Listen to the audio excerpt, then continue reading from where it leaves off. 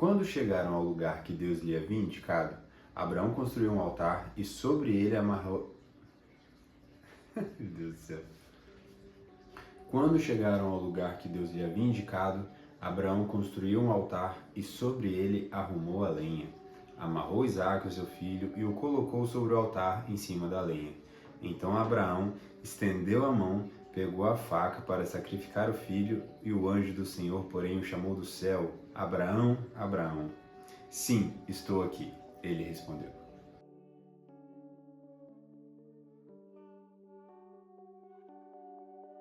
Vamos orar? Pai, neste momento queremos pedir que a Tua palavra venha ao encontro dos nossos corações. Queremos pedir para que o Senhor fale profundamente conosco. Toque onde tem que ser tocado, transforme o que precisa ser transformado e faça com que a minha vida e a vida de quem está assistindo, ouvindo esse vídeo, possa ser impactada pelo Teu amor e pelo Teu Espírito. Essa é a nossa oração, Jesus. Obrigado. Que sacrifício, que ato. Abraão é convocado por Deus, Deus solicita a ele o filho. Se você me ama mesmo, traga seu filho, sacrifique seu filho a mim.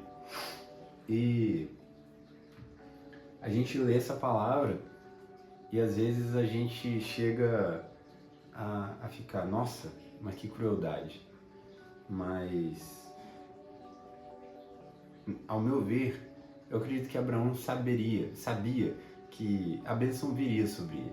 Eu acredito que Abraão confiava no Deus que ele servia e ele fez sem hesitar. Tanto que, um pouco mais pra frente nessa palavra, a gente vê um cordeiro aparecendo. O anjo do Senhor fala: pare, não mate a criança. Agora eu creio que o seu amor por mim é grande, eu creio que a sua fidelidade por mim é grande. E então aparece um cordeiro, um carneiro, com chifres presos. Gênesis 22:13. Abraão ergueu os olhos e eis que viu um carneiro preso pelos chifres em um arbusto. Foi até lá, tomou o carneiro e o sacrificou como holocausto em lugar do seu filho. E como é difícil, né? Sacrificar o filho. Da mesma forma que Deus pede a Abraão para sacrificar Isaque, Jesus também morreu na cruz por nós. Deus mandou o seu filho para morrer na cruz por nós. E se não fosse o amor de Cristo, se não fosse a graça abundante do Pai sobre nossas vidas, nós não seríamos nada. E justamente por termos o sangue de Cristo derramado em nossas vidas hoje, é que somos alguma coisa em Deus. Até porque continuamos não sendo nada, continuamos sendo pó dessa terra. Mas em Deus nós somos algo. Em Deus nós temos algo. Nós temos amor, temos misericórdia, temos compaixão. Através de Deus e através do Espírito Santo nós podemos liberar perdão, podemos perdoar, podemos pedir perdão também. E Deus quer saber o quão grande é o nosso amor por Ele. E Ele nos prova todos os dias. Ele vai nos provar como Abraão? Claro que não. Mas Ele vai nos colocar em situações muito parecidas no nosso dia a dia. Até porque os tempos mudaram, muita coisa mudou. Então, trazendo para os dias atuais, Deus quer saber se você o ama de verdade. Jesus quer saber se você realmente se importa e está do lado dele. E às vezes, isso pode parecer um pouco clichê, mas o seu tempo é importante e Ele quer o seu tempo para Ele. E o nosso pastor lá na igreja, ele fala assim que se a gente tira dízimo, a gente também deveria tirar o dízimo do nosso tempo para Deus. E aí ele considera a questão de tempo dormindo e tudo mais, e num dia, pelo menos 1h30 do seu dia deveria ser dedicado a Deus. E isso considerando 10%, vamos considerar que você dormiu 8 horas, enfim, você já entendeu onde eu quero chegar.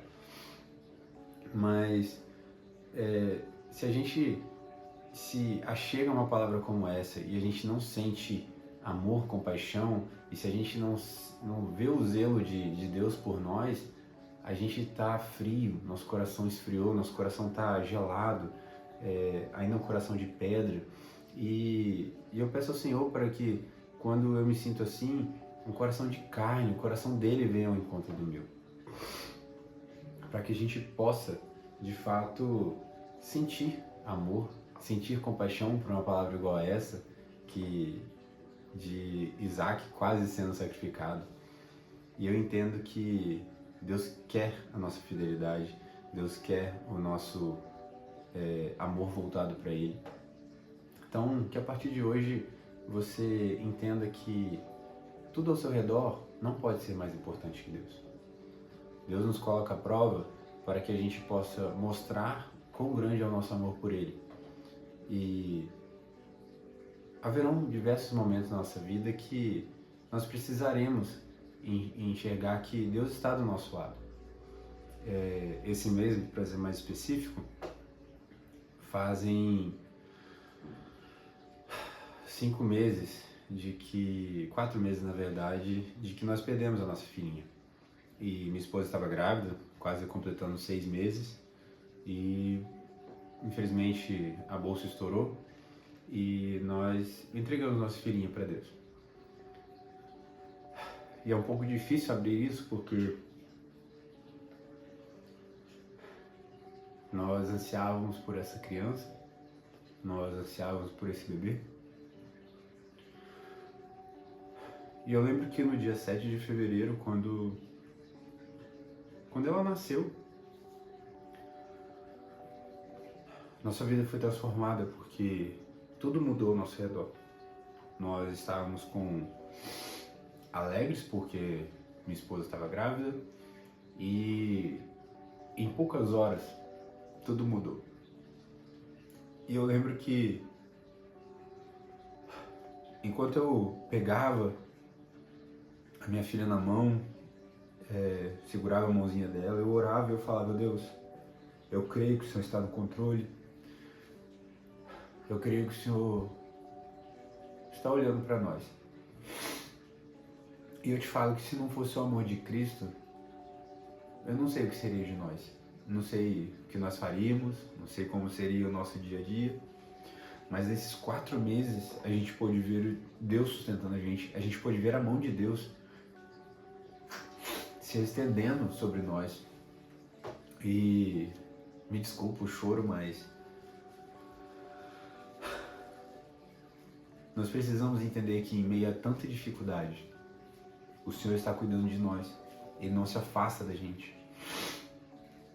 Ele está olhando pra gente, Ele está consolando a gente nos momentos de choro, de tristeza, de fraqueza.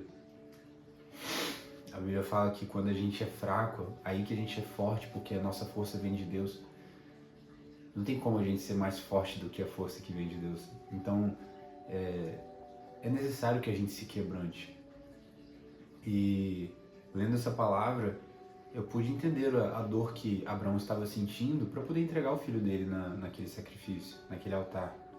Eu entreguei minha filha aos pés de Cristo, não porque eu sacrifiquei a minha filha, mas por conta de situações do dia a dia, do cotidiano. A gente não entende, talvez a gente nunca entenda, mas o que nós temos total entendimento é de que existe um propósito por trás de tudo que acontece em nossas vidas. E o que eu falo para você hoje, e que eu tiro de dentro do meu coração como aprendizado é: pergunte a Deus qual o propósito pelo qual você está vivendo. E quando eu falo isso Deus te colocou numa empresa, pergunte a Deus o propósito de você estar nessa empresa. Se Deus te mudou de casa, te mudou de igreja, pergunte a Deus o propósito. Por que Deus deu esse direcionamento? O que aconteceu no meio da caminhada, ou o que vai acontecer no meio da caminhada que vai cumprir o propósito de Deus? Porque nós temos que ter um entendimento que nós vivemos através de propósitos, e propósitos, eles vêm de Deus, e não mais. Então, eu peço a Deus para que o seu coração se abra, sua mente se abra, e você entenda que mais tem Deus a fazer na sua vida do que nós mesmos. Nós não somos nada, nós somos somente pó dessa terra. A ciência mostra que todos os elementos que tem no nosso corpo a gente pode encontrar na terra. Então a ciência ela confirma muito o que Deus fala, o que a Bíblia fala sobre nós, sobre a criação, a imagem e a semelhança do Pai. E que você possa entender que essa palavra é sobre amor, é sobre compaixão, é sobre Deus enviar Jesus para morrer por nós, É sobre Deus testar a fidelidade de Abraão através da solicitação do filho dele como sacrifício. É sobre a minha história de entender que eu entreguei a minha filha nas mãos de Deus e que eu vivo dia após dia sobre um propósito. Que você entenda que tudo em nossa vida tem um propósito. Deus pedir Isaac para Abraão como sacrifício foi um propósito. Jesus vir nessa terra e morrer por nós, se sacrificar por nós naquela cruz, foi um propósito. Então que você olhe ao seu redor agora, hoje, nesse dia, e que você se pergunte, Deus, qual o propósito dessas coisas estarem acontecendo na minha vida? Qual o propósito pelo qual o Senhor permitiu isso acontecer na minha vida? E que você escute a voz de Deus, que você abra os seus ouvidos para a voz do Espírito Santo e que Deus possa tocar também nos seus ouvidos espirituais para que você possa ouvir, possa ver também em olhos espirituais, que Deus te dê sonhos, te dê visões para poder entender de fato o que você pode fazer através dele e com ele também, principalmente. E é isso. Deus abençoe sua vida. Peço perdão por ter chorado, eu sou um pouco de manteiga derretida, mas eu creio que essa palavra vai de encontro ao seu coração.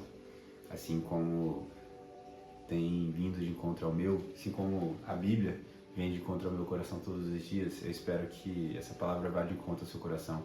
Espero que responda algo para você vindo da parte do Senhor e em breve estaremos de volta. Valeu!